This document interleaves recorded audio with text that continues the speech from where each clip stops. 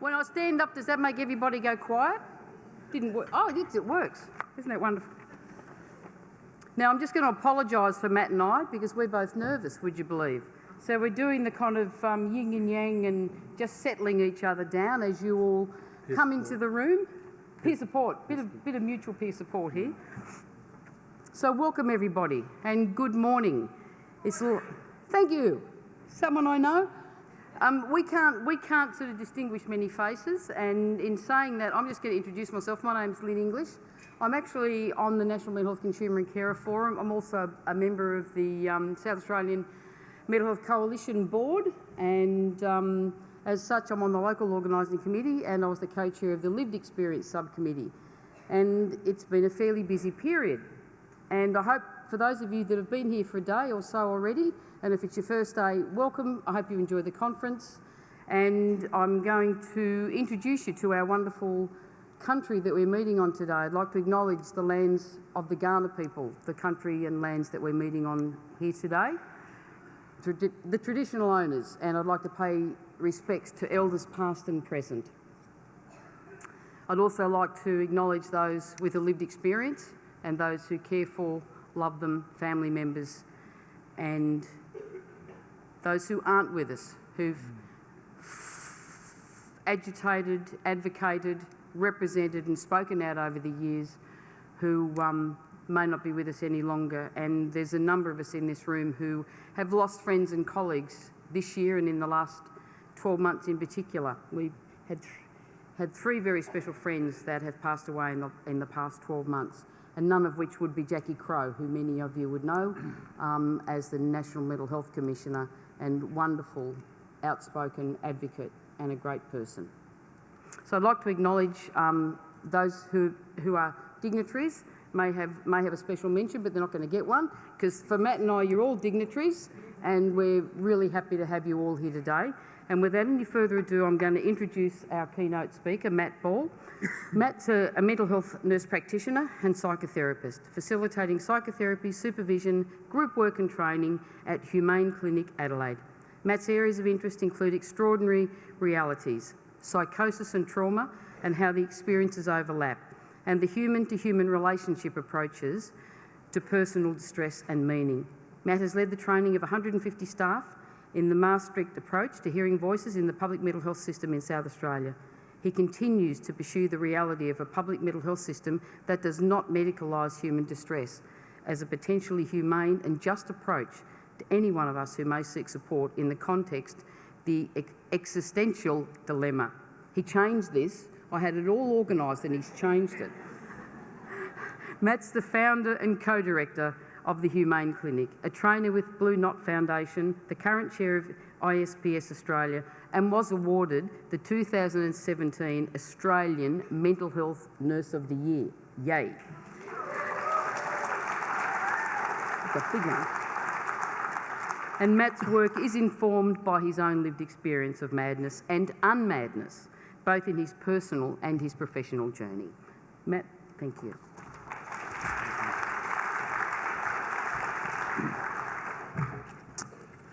Thanks very much. There we are. So look, I just want to start by acknowledging the Kaurna people as the traditional owners of the land that we meet on, and pay my respects to elders past, present and future. And in terms of what I'm talking about today, just extend that to acknowledge the education and teachings I've had from the Kaurna people and other First Nation people. I also, as Lynn did, want to acknowledge the people that are no longer with us, and my talk will probably be evocative and challenging to some. But my first experience in the psychiatric system was the first person I met when I walked into a psychiatric ward, and his name was Richard. Richard was discharged 2 days before me on my first admission, and sadly Richard ended his life the next day. So that experience shapes a whole new journey for us as a lived experience person, or a person, but it also carried on into my professional role. And before I carry on, I just want to acknowledge the sponsors today who've made this opportunity happen, because what happened in those first days has culminated in me being here today, and it's people that make this event happen that allow me to be here. And finally, to acknowledge Mary Duig. Mary Duig and this talk is shaped by a lot of what Mary said. She was a friend and student of Ronnie Lang, the Scottish psychiatrist. And having come out of the psychiatric system and begun to train as a clinical professional, Mary challenged me to change my life all over again and gave me the permission to do the work that I do now.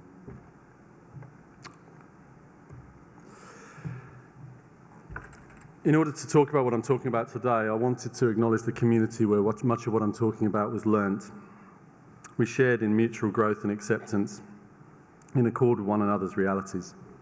This picture is a representation of a group of 25 of us that got together in England last year, where we got together to talk to each other's voices and engage in the dialogue that voices can have with each other.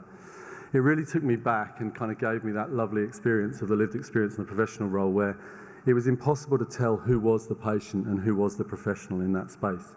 And yet we were all doing something that many professionals would think was quite mad. We were talking to voices that weren't there. It took me a long time to accept my madness when I was a patient in the system, and I intentionally used the word patient because that's what I was. It took me a long time to accept my madness. But when you go to events like this and you realise there really is no difference and you're sharing the space with each other, it's a great leveller and a great equaler. And what it allows us to know and sets me up for my talk really is that being together in mutual growth of interrelatedness, witness the psychotic realities evaporate. And that's what happened here. There was no psychosis. There was just human experience. So what am I going to talk about today? Psychosis is in itself a response to the threat and fear in existence. So the threat that we all share, which is ontological insecurity, the insecurity of being. The threat we pose in treating psychosis as a medicalisation of distress may just create the need for further psychosis in the person as a legitimate response to threat. And the human-to-human relationship facilitates a loving, non-goal-orientated, shared human vulnerability. And that's where the psychosis evaporates. And I'm going to try and explain that today. There's a couple of caveats. I was asked if I might show my ARPRA registration as a nurse practitioner because it was interesting. So this is the government of South Australia authorising what I'm talking about today. And this is an important part of bringing a lived experience into a professional role, is that you don't get caught out. And you'll see down the bottom left-hand side, they've authorised me to prescribe meaning-based psychotherapeutic and recovery interventions, which I think is rather wonderful, including logotherapy, voice dialogue and the Maastricht approach. They've also encouraged me and authorised me to employ nursing models such as the human-to-human relationship model of nursing. And that model tells us that the primary role of the mental health nurse is to create a human connection between two equal human beings. So at that point, it's very easy for me to reconcile the lived experience and the professional role.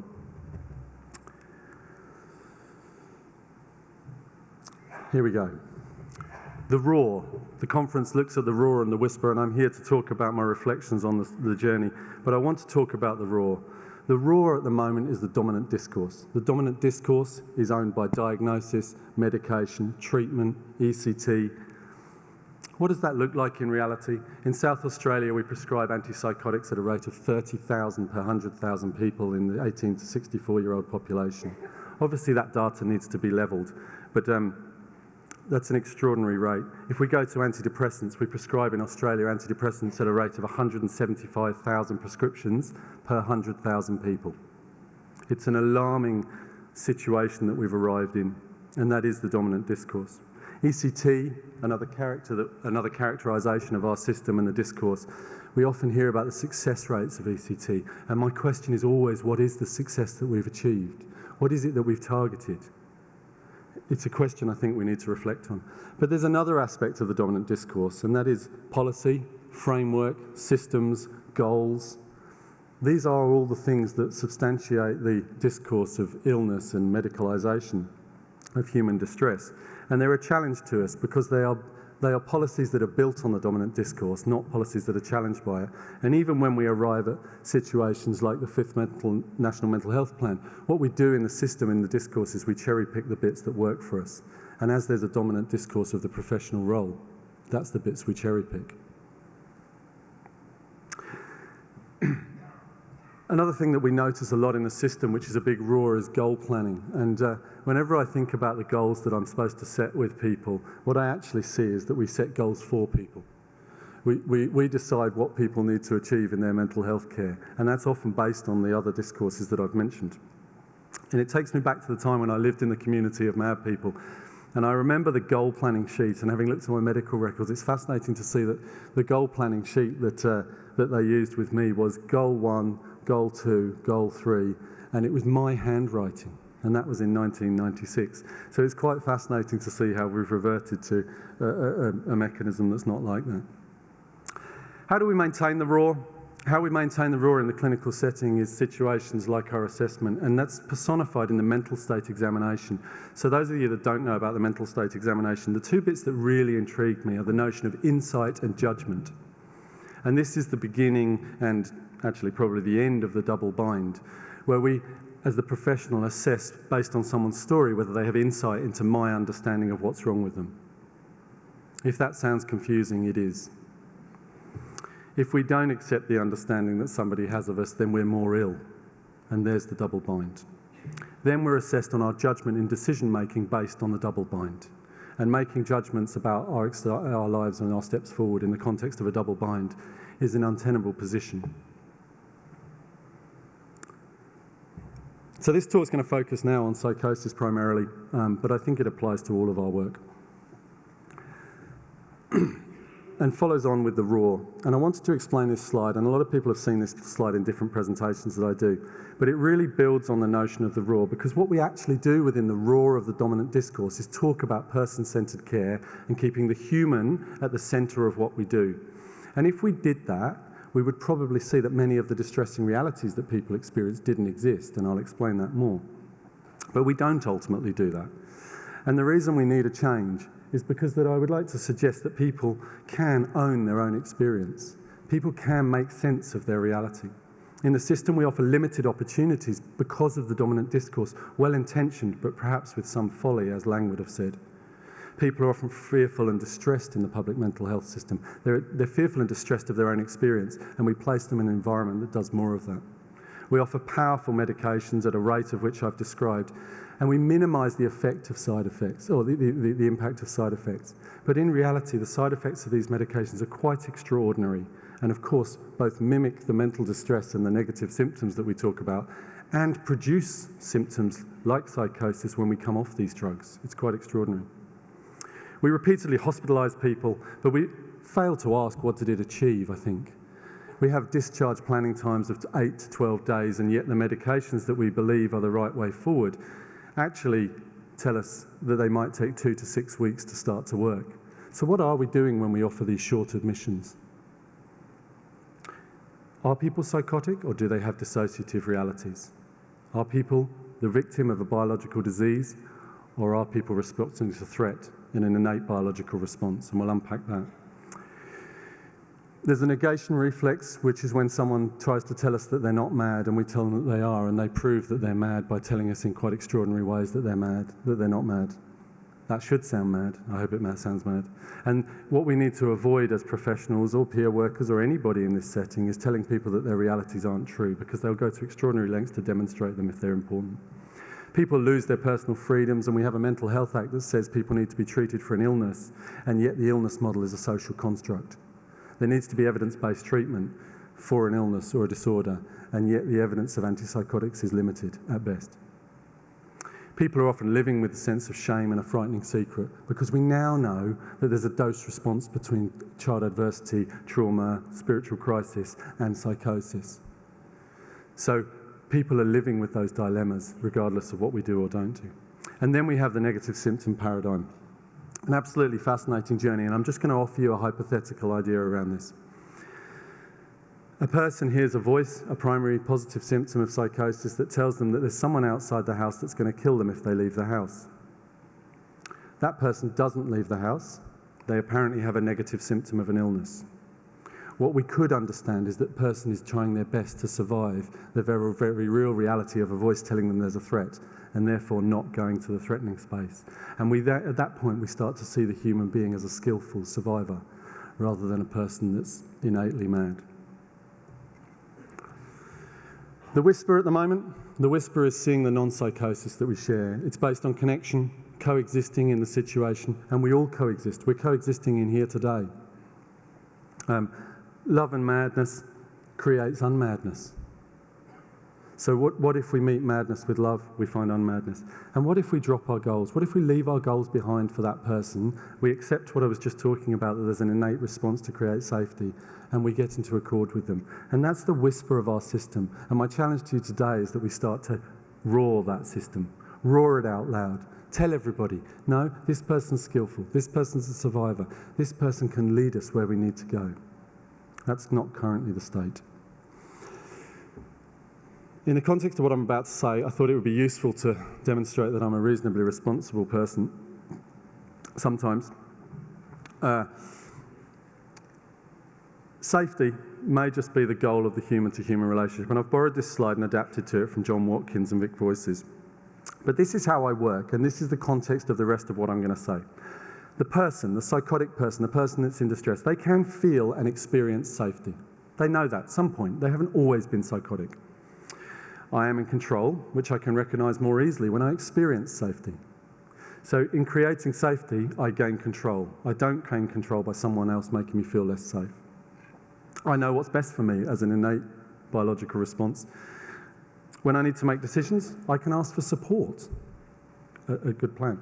And I can take it slowly and stop and start at any time. And sadly, whilst this is a skillful and legitimate construct, what we tend to do in the dominant discourse is say that people don't want to engage. They're hard to treat. They're not ready to do the work. Perhaps it's not that. Perhaps it's them keeping themselves safe. And for me, I use my intuition, my senses, the situation, what's in front of me. It's likely based on my experiences. So it's not just a mad intuition, but a reaction to what I already know. I observe feedback from the person. What are they saying? What's their body saying? And this is the point where we create connection. We see the other person as our skillful ally rather than our wanton mad person that we need to change. I check in with the person if I'm not sure. Again, we're stepping further into that notion that the person who we're there to treat is actually our primary ally and can teach us where we need to go. And I do what feels safe for me. So at no point do I need to feel unsafe in relation to another person. And that's, again, just mirroring what we're seeing between the two of us. Ronnie Lang said to look and to listen to a person and to see signs of schizophrenia as a disease and to look and to listen to him simply as a human being are to see and to hear in a radically different way. And why is that? Well, I'll explain. Psychosis, in my view, only exists in the context of shared fears, and the roar of discourse says that we need to treat that madness. But what we forget and what we neglect is the common human realities. That person is me and I am that person. Getting into connection and not having goals, that's the way forward. Growth will occur within a loving, non-goal-orientated relationship. And when we sit with that reality, what we both find is that we can manage the ontological insecurity of isolation and not existing in this world in relation to others. Carl Rogers said, it's a very paradoxical thing that when I am more willing to be in my complexity and I am willing to accept the realities in myself and in the other person, the more change is stirred up in me. The degree to which each of us is willing to be ourselves, the more change occurs. So, does madness exist amongst mad people? Are mad people mad amongst mad people? I think it's an important question, and one if you haven't had the wonderful opportunity to be amongst mad people that you might not know the answer to. Those of you that heard me the other day, you'll have to forgive me.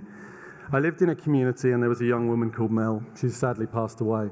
There was 8 of this in this community, treatment resistant, not expected to get better, polypharmacy, high dose prescribing, all the good roars of the system. And Mel used to come into the room where the 8 of us sat, and she'd ask us someone to turn the machine on. The machine was somewhere in between where she couldn't reach. And she'd say to us, please could you turn the machine on someone? And one of us would dutifully stand up and push the button on her back. It didn't exist, of course. But we accepted that that was her reality. She'd sit down, the television would turn itself on, and God would start talking to her. Eventually it would tell her that she was a cat murderer and she'd buried the rat in her sister's garden. And she'd become distressed. And what did we do? Well, Mel was very skillful. She stood up and asked us to turn the machine off. One of us, one of the mad people, would dutifully oblige. We'd push the button that didn't exist on her back, and the television would turn off and God would stop talking to her. One of the greatest challenges that I've found working in the mental health system is that I have those experiences in my lived experience. Mel wasn't mad. I wasn't mad. We weren't mad. We just were trying to exist. The mental health system finds it very hard, in my view, to acknowledge that. What that story demonstrates is that within the rudimentary structures of human relatedness, as part of a ritual, perhaps, the process of submitting to the notional authority of psychosis is quite available not to happen. So we can just allow the process to occur. Psychosis doesn't take control. It doesn't have authority. It doesn't direct our life. It just exists. It comes when we need it, and it goes away again. It demonstrates that potential that when we are present, when we allow each other to exist as we are, then things change. Things change automatically. The sense of coexisting in that environment was enacted on a relentless level. Never did we talk to one another about goals for our treatment. In fact, never did we talk to each other about psychosis, disorder, medication. We sometimes talked about the professionals. Sometimes we assessed the professionals, and we'd find that some of them weren't very nice. Others we thought were maybe mad. Maybe. So, what I want to do is move on and stop ranting on about my kind of view of the system, I suppose. And I want to normalise this. And I want to normalise this with a video. So jumping out of an aeroplane, I think most of us would agree, is inherently a stupid thing to do. When I was a young lad, before I became mad, I jumped out of an aeroplane and I decided one day I'd like to go back and get my skydiving certificate. So I did this on my 40th birthday. Now I'm not mad anymore. What happened there was I did a couple of jumps where you're tied to people, and then you jump on your own. And this is a picture. We're going to show you a video of my first jump out of a plane and someone letting go of me. Okay, so if you don't like heights, you won't like this. But this story isn't really about me jumping out of an aeroplane. It's about the guy that I met, and it's an example for all of us in the common world where we can support each other to achieve things, to do mad things, and to survive them. Bryce was a 21-year-old guy who at the age of 15 started skydiving illegally. He'd done about 2,000 jumps when I met him, and what was really interesting was that he'd had a brain injury 2 years earlier during a skiing accident, and he'd been told by the neuropsych that he would never skydive again. Now, he told me this just before we were about to go and do our first jump. And I've been trusting this guy's training, right? So he's like my nurse, who doesn't know what I need, right? But thinks he does. Because what I didn't need was to hear that he had a brain injury which interrupted his functioning, right? The reason he told me about it is because he heard I was a mental health nurse, and he said I was given a report by this neuropsych that said I'd never skydive again. And I got depressed. And my life kind of seemed to end, and it didn't seem that there was any purpose anymore. He said, I've never really understood why they said that. And I could understand why he was saying that, because here he was jumping out of planes very successfully, and now he's taking me. So I said to him one day, I'm a bit scared, Bryce, because you said you've got a brain injury. And he said to me, I'm scared because you told me you had schizophrenia. What you're going to see is this guy doing what we should do in healthcare. We support people to find their innate skills, and when they're vulnerable because they're about to take a leap of faith and do something new, i.e. leave the mental health system, leave madness behind, embrace madness, whatever it is they do, he was there in human connection to support that arousal state, to support that threat, to letting go of what has sustained me. And I want you to watch it, and then I want you to see right at the end, when I've jumped out of the plane and he's let go of me, I've gone on my own journey, we've started to smile at each other, and there's a moment, right? This is the guy with the brain injury, okay? The guy that we've written off. He goes like this, okay? This is because I have forgotten to pull my chute in time.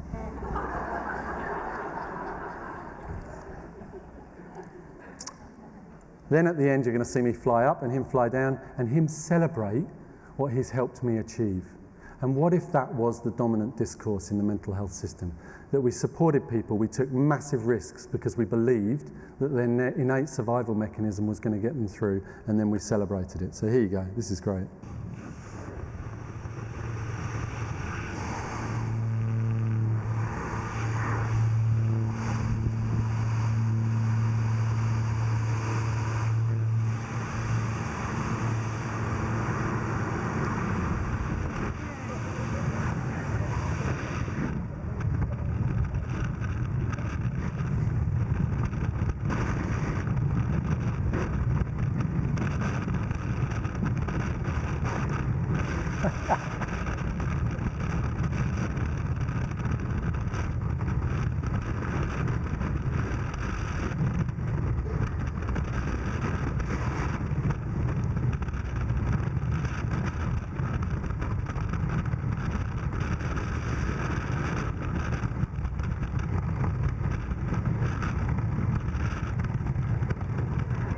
And now watch him tell me in a minute. He's keeping an eye on me. He's letting me fly through the sky on my own. Oh, there. I've forgotten to pull my chute. Hey.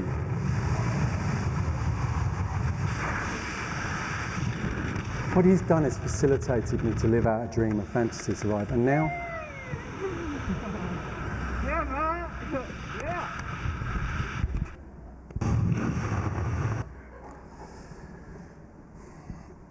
if we take that back into the mental health system, the therapist must have the plasticity to transpose himself into another strange and even alien view of the world. In fact, in this act, he draws on his own psychotic possibilities. If we go back to this, Bryce was living out his own dreams at the same time, connecting with what mine were, without foregoing his sanity. Only thus can he arrive at understanding of the patient's existential position. And on the left-hand side, you've got Diogenes of Sinope. Has anybody heard of Diogenes? Diogenes of Sinope was the original cynic. He was a man of liminality who lived in a tub, defecated in a tub, had his animals in the tub. He lived outside of society's norms. He would, in our era, be said to be psychotic. And he walked around with a lantern during the day. And he said, I'm looking for a truthful person, and I'm shining the light on all those that aren't. When Alexander the Great, the leader at the time, stood in front of his tub and said to him, Diogenes, I've heard about you, I don't understand it. What do you want from me? He said to Alexander the Great, a person that killed people for being disrespectful, he said, I'd like you to step out of my sunlight.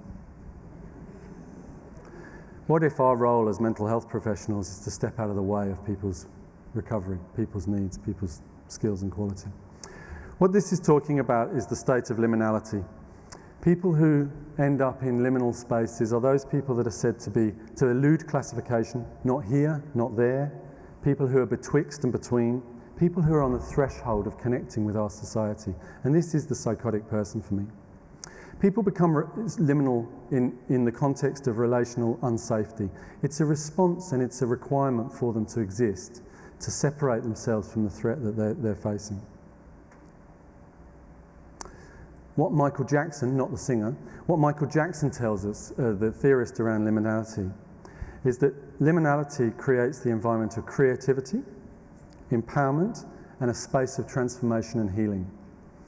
And perhaps psychosis is just that. It's telling us, I need to get away from you because the threat you present to me is not one that I can cope with. So I'm going to stand over here. Unfortunately, in the system, what we do is we step a little closer and do things to people.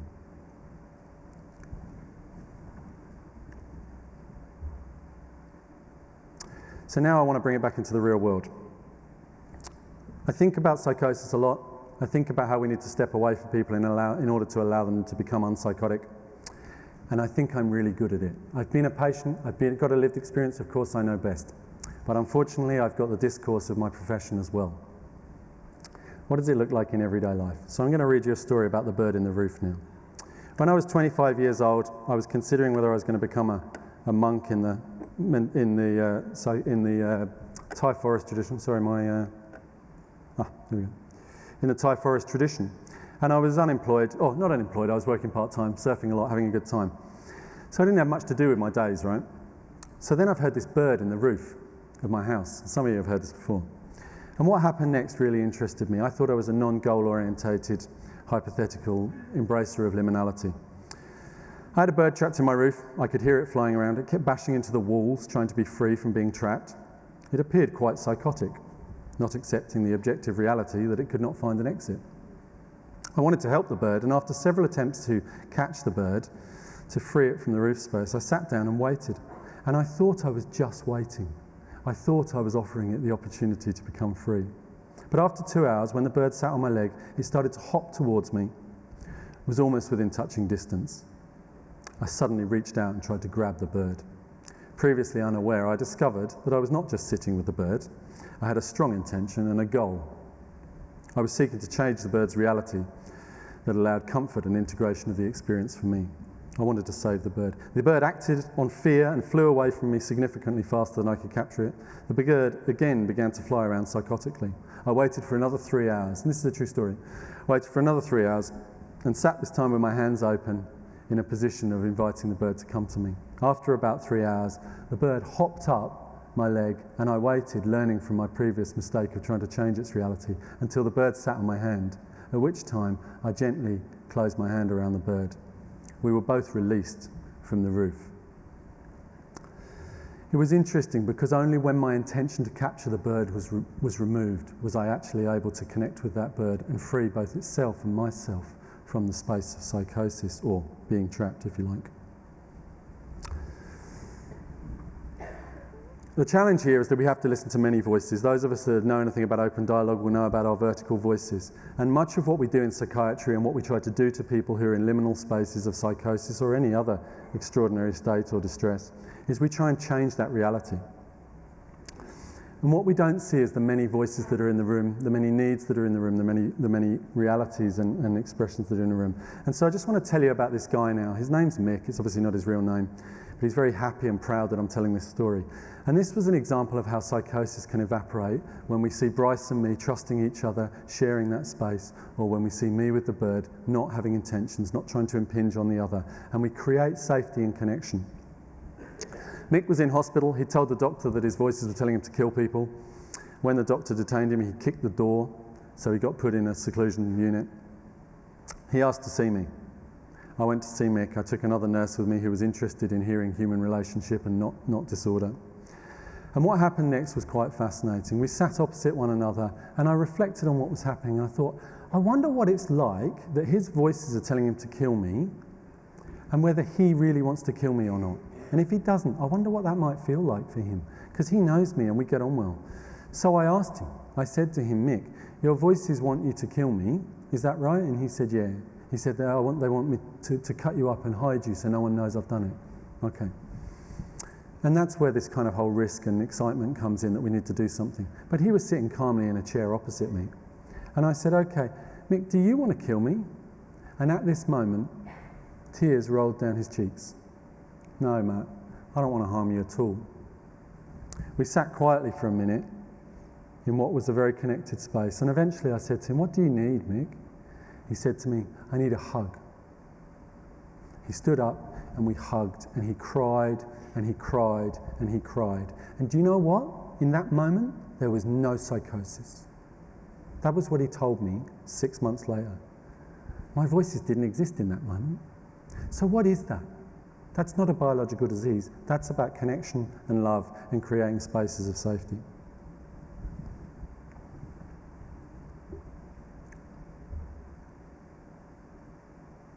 Gonna miss that. So, what I've been talking about is how if we create connection, we create relationship, and we create love, then almost anything is possible. We can jump out of planes, we can see the evaporation of psychosis, and perhaps we can stop this roar of what we need to do to people and hear the whisper of connection and being together. And what if that makes sense? What if that allows someone to be in a legitimate response to their threat, to their trauma, to their adversity, and just represent it in a psychotic way that stops people coming close to them? It's a whole new story we have to think about.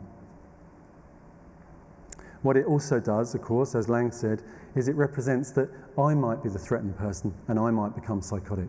And that's not bearable. And that's where the dominant discourse supports us all to be othered to the other person. But I wasn't born psychotic. I became psychotic. And that's a dilemma.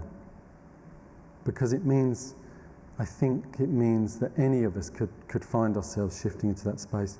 And so what I've come up with is noticing when that happens and how we change it. And this is really what I wanted to tell you today. I wanted to tell you about the state of dissociocotic. And this has come from my practice with Stephanie in the Humane Clinic, based on my lived experience, based on all the things I've learned in the mental health system as a professional, is that if we step aside from the discourse that isn't based in science and fact, but is based in opinion and best attempt to help others, we realise that it's us in relation to the other that creates psychosis. And in the therapy room we can see that. So dissociocotic is the experience of animation and giving life to being at variance of companionship to self and others in order for survival. It's a long, wordy thing, but if we break it down, we look at dissocia, at variance from companionship, a loss of primary consciousness, as Stephen Porges calls it in polyvagal theory.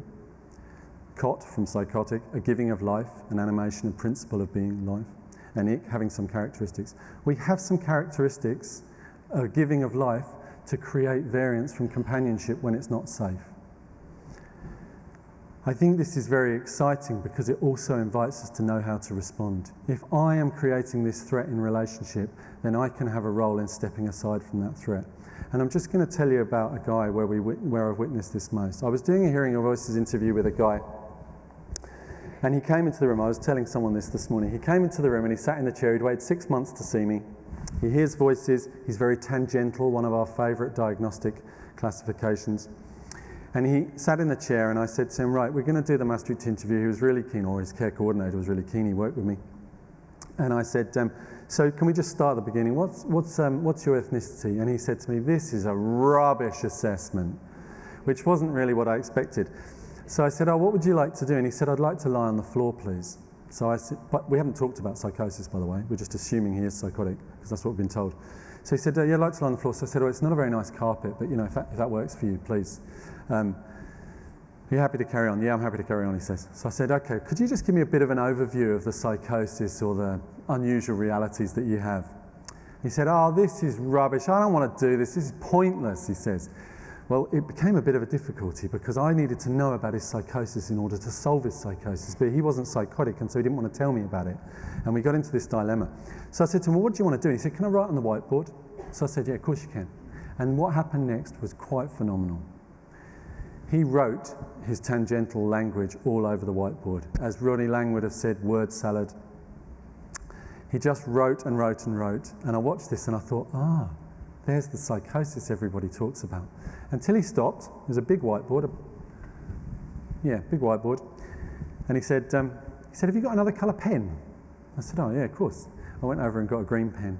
And he joined up everything that he'd told us. And he made sense of everything. And I said to him, Ryan, why do you do that? Why do you talk tangentially so we diagnose you with psychosis? And he said, I don't do it so you diagnose me with psychosis, but I know you're not really going to listen to me, and I've got something I want to say, so I just say it all at once. And you tell me that's psychotic. Anyway, that was the beginning and end. He never really talked about his voices or his psychosis. What he talked about was his life and his hopes and his dreams. The following week he turns up and asks for a whiteboard pen. And he says, yeah, I'm going to tell you what my plan for life is.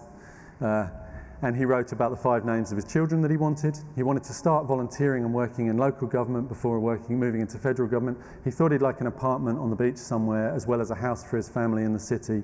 He thought he'd like to have a car, strangely enough, and enough money to service his car. He wanted to join like a social club because he didn't have many friends, but he didn't really want it to be about mental health. He just wanted it to be what everybody else does, like a pub or a sports club or something like that. And what really struck me was that this idea of dissociotic, that if I put him in a position where he needs to show me his psychosis, he shows me psychosis. But what he's actually doing in that moment is he's having a threat response. And if we understand the fight, flight, freeze response, what we think of is that the freeze response, the dissociation, is a kind of dull, flat effect. And what we're suggesting in dissociotic is that the dissociative response is actually busy and active. And I'll show you what I mean. So, dissociation is a freeze response, right? For those of you that don't know, it's a loss of primary consciousness in a stress response to trauma or adversity. Once upon a time there was animals, and someone did say to me, can we not talk about the saber-toothed tiger anymore? But we have to. But we're going to move on from the saber-toothed tiger. So there's an animal, it chases us, but we need to eat it. We're a human being. So what do? We try and fight it. These are my drawings, by the way. We try and fight it. It's not a very good option trying to fight a big animal that's bigger than us, so we stop doing that. Try to run away, fight, flight. Unfortunately, we discovered as human beings that animals are rather silly and they've got their innate need as well.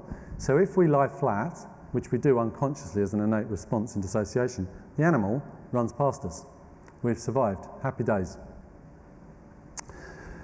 My hypothesis, and what I want you to consider today, is that we've adapted, and that is what we call psychosis. The threat now is from a human being, not an animal. It's a human being often just sitting in a chair, ironically. We try and fight it, but that doesn't work. That doesn't work because the power, the discourse, the paradigm says that it can't work. Fighting people in psychiatric systems doesn't work for the person who's fighting. Things happen to us. We try and run away. Again, we're not very good as a system in allowing people to leave an area that's unsafe for them. because we say it's unsafe for us to let them do so. So then we would go to our traditional response was to lie down and freeze. But what happens if we freeze and lie down in front of a human being? Do they run past us? No. They come over to us and do things to us. So this is really important. What's happened is we've gone from beings that can lie flat from our primary predator, which creates unsafety, and they run past us. But that doesn't exist now. So what I'm suggesting is we've created psychosis as a dissociative response to threat in the human relationship, and that is the dissociotic phenomena. We no longer have the ability to lie flat and disappear and be safe, and so we do this. If you walk down the street and you see someone being loud and weird and psychotic, generally what you do is stay on the other side of the road. So it works. But what does it do? It makes that person liminal. As I was talking about earlier, they sit on the edge. But what did I discover as a person in the mental health system that I've tried to integrate in my work? I learned that when you put mad people together and we accept that none of us are dangerous, because I don't feel dangerous. I don't feel dangerous. I'm told I'm dangerous, but I don't feel dangerous. Well, then we actually don't feel so mad. And that need for the dissociotic state comes and goes much quicker. So Mel, who I told you with the machine on her back, she didn't stay psychotic for days on end as we think she might. It was a brief moment. She walked into a room of 8 people, felt a bit anxious, did something a bit psychotic, which was actually dissociative. And when that dilemma had been revolved through, she'd created connection, asked us to help her. She settled down and she could sit with us in the room. That's not psychosis. That's a stress response and an incredible request for support from those around us, but a request on her own terms. She couldn't say to us, guys, I feel really nervous, can you help me? So she created the dissociotic test for us. The good news is, in the paradigm of the mental health system, if someone's showing a dissociotic state, we can allow the person to come towards us and not go towards them anymore. So if we've said something, we've done something, we've created an environment that's a threat to the person, we can actually stop doing that and they can come back into connection with us. We can do that in the moment, we can do that at any time. Lynn and I did that this morning when we checked in with how we were feeling. All we did was create a little bit of safety for us because you're not safe to us. We have to notice what the threat was, and we have to think about how the person goes towards that liminal space and that we push them towards it. And what I really want to say is that this is really not very complex. It might be challenging to our notion of discourse, our notion of risk, our notion of disease, our notion that we, as the system, know what is wrong with someone and what constitutes safety or not safety. Is that being with the person in that coexisting same experience, in that space where we share common vulnerability and the ability to connect with the different realities, that allows the evaporation of the so-called psychotic state. So we've set up the Humane Clinic. And the Humane Clinic is a representation of the whisper. It's the whisper that hope, understanding, meaning, acceptance, human spirit and empowerment is the way that people can live fulfilling, rich lives. Okay? Not the roar that says you're ill and I need to do something to you. What do we do? What does that look like? Well, it looks like us paying close attention to the dissociotic state and allowing people to appear psychotic and then appear unpsychotic very quickly. But what it's also allowed is really radical things like people saying to us, can we not do that work today? Because that doesn't feel like what I want to do. Or could you come to my house and not do all that therapy stuff and just sit and have coffee for the first session and then we'll come to your office and do psychotherapy? I'm sort of being a little bit tongue-in-cheek, but all we're trying to offer is that idea that if you go and put pressure on people and stress on people, you see the worst self. And if you invite people to come to you and be powerful in all of these qualities, then what we see is very little human distress, and we certainly don't see psychosis. I ask you today to consider how you can play a part in avoiding roaring with policy, procedure, diagnostics and treatments that may actually not make sense to you, but you go along with it because that's what you've been told. And in doing so, we ask the person who's in distress to go along with it as well. Thank you. Does that make any sense?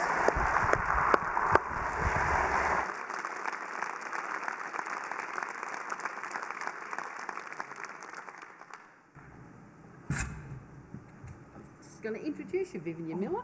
That's all right. Just like to thank Matt. No, Viv, come here. Wait. Okay. I just wanted to thank Matt. It's not always easy to share, and having worked in the sector for a little while, that boundary around, being a clinician for Matt in particular, and having a lived experience, and being quite challenged and challenging the status quo that he's sort of got used to as a mental health nurse and a nurse practitioner, which is a highly qualified nurse. So I just want you to thank him again for, sharing it.